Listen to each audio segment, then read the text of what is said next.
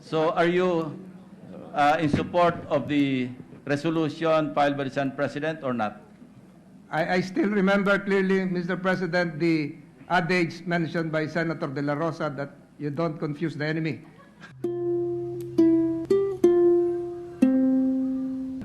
Kailangan talaga, kasama tayo dito na vocal lahat, marinig ano ang posisyon nito. Parang ABS-CBN yan eh. Ayaw ng local government, ayaw ng House na gampanan yung tungkulin nila. Ba't ganun? Nagpipilitan tayo. Malinaw sa Constitution, sa kanila yun. Bakit ayaw nilang malaman ako pro, ako against? Trabaho nila yan eh. Sagutin nila dapat yan. Ganun rin dito. Trabaho natin na pagka may agreement, pupuntahan tayo, pagkatapos mag-ayaw na ng Presidente, wala na kayo, hindi na kayo kasali. No way, Mr. President. That is very dangerous. We're treading on, tinatawag nating absolutism. Now, Mr. President, nabasa ko yung kaklase ko noong isang araw, si Tony Carpio, retired Justice ng Supreme Court. A fundamental principle is constitutional law is that laws are repealed or amended only by subsequent laws, either expressly or impliedly due to irreconcilable inconsistency between the prior and later law. This principle is so fundamental that it's not even written in the Constitution, Mr. President. Hindi ka pwede mag-amend. Now, ang tanong ko sa inyo, di ba nakalagay sa Constitution, the Philippines adheres to the generally accepted principles of international law, and it means that it's part of the law of the land. A law means a process, Mr. President. Exception ito na makakagawa tayong law, international law, pero kasama pa rin tayo pagka atanggalin yung proseso na yan. Now, Mr. President, nakalagay sa Article 7, the Civil Code of the Philippines, laws are repealed only by subsequent ones. Hindi pwedeng i-repeal na basta, ganoon na lang. Kailangan, it must be repealed expressly by subsequent ones, and their violation or non-observance shall not be excused by disuse or custom or practices to the contrary. Hindi mo pwede yan. Para naman yung franchise doon sa ABS-CBN. Sabihin lang, yan ang practice. Pinopromulgate natin, in-extend natin. That cannot be, Mr. President. Ganun rin dito. We cannot say, practice yan, amin na yan. No! Kaya nga nilagay yan sa Constitution para kasama po tayo dyan. Marami po akong gustong sabihin dito, pero itigil muna po ako. Marami naman mas magaling sa atin dito, sa Senator Dillon, sa Senator Soto, Senator Pimentel. This representation would like to ask, but out of my utmost respect to the Senate President, I purposely did not ask some questions, but I would like to be answered by the Chair relative to Senate Resolution 337. Is this, Mr. President, a petition that is going to be filed if we approve Senate Resolution 337 in behalf of the Senate, with the Senate of the Philippines as the petitioner, or Mr. President, is it going to be the proponents, the sponsors of Senate Resolution 337, which would appear in the Supreme Court case as the petitioners, Mr. President?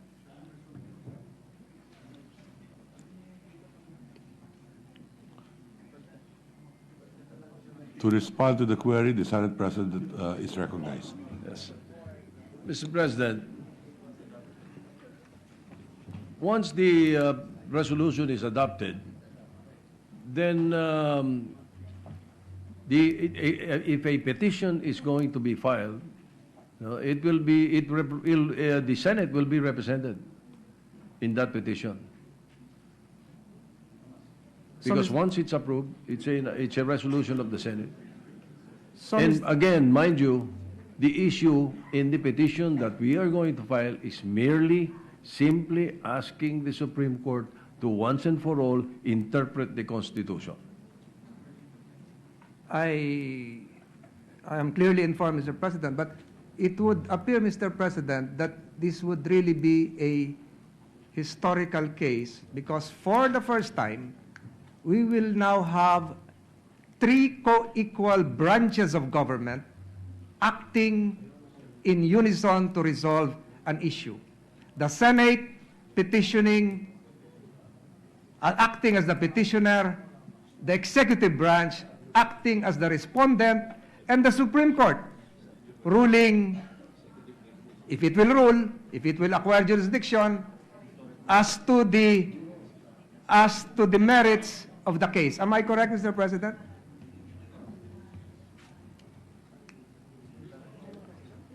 I'm sorry.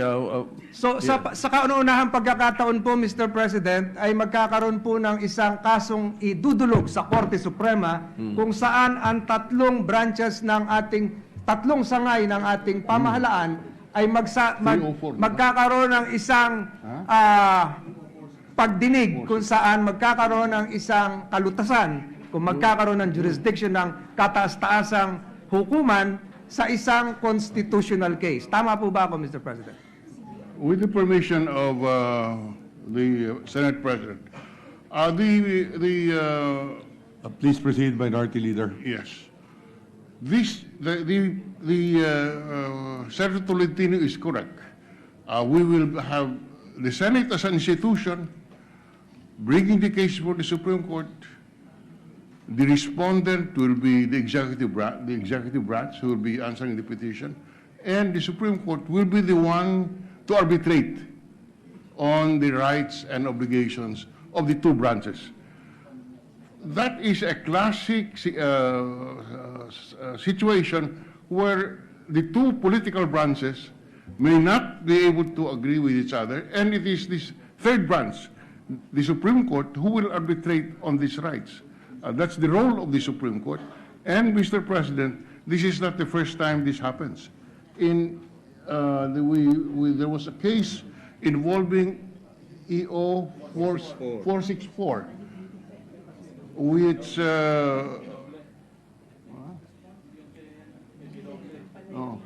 yes, wherein also cabinet members, police, military generals appearing. yes. So this is not the first time. It has happened in the past. I cannot just recall what the others were, but there is nothing wrong with this. That EO 464, the Senate as an institution brought a case against the executive represented by the Executive Secretary Ermita, Mr. President. But in this case, Mr. President, in fact, it's much simpler. We are not going against what the executive wants. We are merely asking the Supreme Court to decide once and for all. Mr. President, although not familiar with the cases cited a while ago by the good minority leader, for the record, I agree that there has got to be a finality and closure to this issue. But let me manifest, Mr. President, that there are some provisions in our Constitution where there might appear to be a shared power at the onset between two branches of government, the legislature and the executive. The continuation of said power was lodged by the Constitution in just one branch of government. And I'm not referring to this instance, to the issue at hand, Mr. President, but to make a very clear example, though not totally related to an issue involving international relations, Mr. President, para maliwanagan po siguro, at ako po nagtataka rin kung bakit ang ating saligang batas o ang gumuhit ng ating saligang batas ay pinutol yung pagsasanib po ng kapangyarihan ng executive at legislative pagkatapos pong maibigay ng executive at legislative. And to cite one example, which we are doing every Wednesday for the last several weeks, Mr. President, pagka po merong i-appoint, Mr. President, na bagong kalihim ng isang kagawaran, kailangan po ang bukod sa appointment ng executive, ng concurrence, ng consent, ng Commission on Appointments, Mr. President. Halimbawa po noong nakaraang linggo, Mr. President, ay nanumbrahan po ang bagong hirang na kalihim Secretary Abisado bilang Secretary of the Department of Budget and Management. Yun po, yung paghirang po doon ay kapangyarihan ng executive. Subalit sa ating saligang batas, Article 7, Section 16 na ating saligang batas, kailangan po ang consent ng Commission on Appointments, ng Senado at ng Kongreso. Kung hindi po, hindi makakaupo si Secretary Abisado.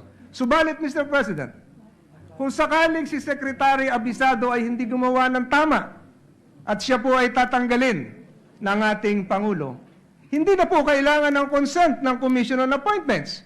Kung siya ay tatanggalin dahil naghiwalay na po ang kapangyarihan ng ehekutibo at ng legislatura nang siya po ay ma-appoint. Nagbibigay po ako ng ganitong halimbawa, Mr. President, dahil para sa akin po, walang pagkakaiba, halos pareho po, pag nagkaroon po ng isang tratado at nangailangan po ng concurrence ng Senado, yung pag-abrogate po ay hindi naman nakalagay doon na kailangan ng concurrence pa ng Senado. Ganon din po yung halimbawa na binigay ko po kanina tungkol sa pagnunumbra ng mga kalihim ng iba't ibang kagawaran. Mr. President, what I'm saying is this. There might be a point of convergence during the initial stages of appointment, concurrence in treaties, but once these treaties are implemented, once the appointments are in effect, the member of the executive branch acting as a member of the cabinet, there is no more need for a legislative concurrence, or the word intrusion probably might not be the correct word, or interference, Mr. President. I agree that there has to be at some point in time, a constitutional decision as to the finality of this issue. Marami pa hong nakapending sa Committee on Foreign Affairs na iba't ibang tratado, marami pa hong mga treaties na palagay ko'y magiging controversial, not just with this administration, but future administration. For instance, the ASEAN market probably might be controversial in the future. The treaty concerning climate change might be controversial in the near future. The Trans-Pacific partnership might be controversial in the future. So, tama po, natapusin na ito ng Korte Suprema, subalit, sinasabi ko lang po na meron pong mga probisyon ng ating saligang batas at very basic po, that implied provisions are never consented to by the Supreme Court in a long line of decisions. Siguro po, para matapos na po ito, kung kailangan idulog sa Korte Suprema, idulog, but this representation maintains na dito po sa aspeto ng concurrence, again, with due respect to our very good Senate President na kailangan talagang ipakita ang kapangyarihan ng Senado, palagay ko po ay hindi nakalagay sa saligang batas. Kung ganun po ang mangyayari, let the Supreme Court rule, kagaya po ng sinabi ni Senator Pacquiao. So, with that, Mr. President, I end my point of information and manifestation as well. Maraming salamat. Mr. President, Just a very quick interjection with the permission of our Senator colleagues. Lacson is recognized. And I'd like to address this to the gentleman from Cavite. The way I understand his position now is that he is in support of the resolution filed by the Senate President. Mr. President, if I may clarify, I am in support of any move which would highlight and strengthen the constitutional prerogative of the Senate as an institution. Which is exactly what is contained in the resolution. So, but as I have explained, Mr. President, perhaps in this issue, a simple yes or no will suffice, Mr. President. I just would like to find out, because I'm a little bit confused, because while your opinion clearly states that you have some reservations, but you are not the Supreme Court. And at the end of your discourse, you mentioned that at some point there should be a convergence, and it is up to the Supreme Court to interpret the provision on the matter. So are you in support of the resolution filed by the Senate President or not? I still remember clearly, Mr. President, the adage mentioned by Senator De La Rosa that you don't confuse the enemy.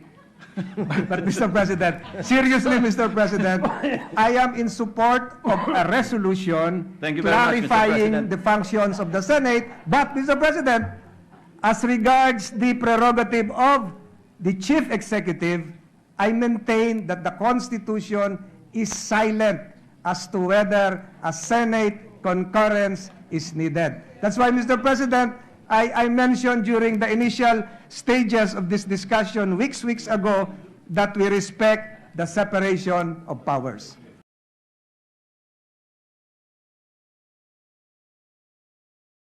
Senator Tolentino is recognized. Mr. President, kagaya po nung nabanggit ko kanina ko pa ho, inahalungkat ang saligang batas, wala po ako nakitang provision dito na kasama ang Senado sa pag-abrogate ng isang tratado. Ganon din po, Mr. President, sa Senate rules. Sa Senate rules po natin, sa Concurrence in Treaties, Section 101, wala po ring nakalagay dito kung saan mang probisyon, kung saan kasama ang Senado sa pag-abrogate ng isang treaty. All that we have in our very own Senate rules is that when a treaty is received in the Senate for concurrence, the same shall, I quote, Section 101, the same shall be referred to the Committee on Foreign Relations. And there is a process for this. Consideration of the treaty and approval, and so on and so forth. Mr. President, it has been held in several cases, notably Bayan versus Zamora, Pimentel, Secretary of Justice versus Lanchon, that the executive department is aptly accorded deference on matters of foreign relations, considering the President's hold of most comprehensive and confidential information about the international scene. Mr. President, and parallel to that, under Article 7, Section 1 of the Constitution, it states, and I quote, the executive power shall be vested in the President of the Philippines. The execution of treaties is an executive power of the President, and that the termination of treaties in accordance with the agreement or any agreement is merely an execution of the contract or treaty. Mr. President, I stick to the proposition of separation of powers. Igalang po natin ang kapangyarihan ng Pangulo sa pagpasok sa tratado, at dahil po ang saligang batas ay walang sinasaad tungkol sa abrogation at shared power ng Kongreso, sa akin pong palagay ay hindi dapat tayo makialam. Subalit sinabi ko kanina, wala naman pong makakapigil kahit kanino man, at nalaman po natin kay Senator Bongo na marami pong pending cases ngayon sa Supreme Court kung saan tinatalakay din po ang ganitong issue. Mr. President, out of respect for the executive branch, lalong-lalo na kung ang lalabas sa petition for declaratory relief is the Senate of the Philippines versus President Rodrigo Roa Duterte, or even Senate of the Philippines versus Executive Secretary Salvador Medialdea, representing the President of the Philippines. Palagay ko po ito ay hindi karapat-dapat sa pagkakataong ito, dahil makikita po natin na kailangan ng Pangulo ang tulong ng Senado, hindi lamang tungkol po sa tratadong nakaraan, kung hindi sa mga darating pang panahon. Yun lamang po, Mr. President, and I abstain.